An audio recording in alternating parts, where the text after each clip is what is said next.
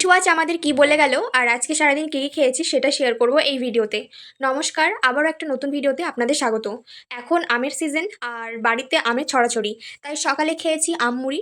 আচ্ছা, আপনারা ঠিক কতগুলো আমের নাম জানেন কমেন্ট করে জানাতে ভুলবেন না।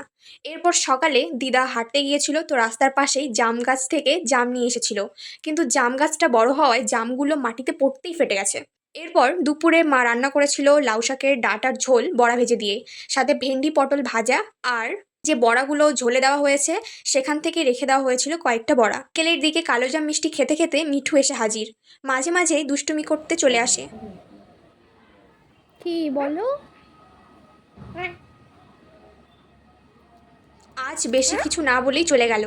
যাই হোক, এরপর রাতে খেয়েছি রুটি আর ভেন্ডি ভাজা। তো আজকে এই ছিল আমার সারাদিনের খাওয়া দাওয়া।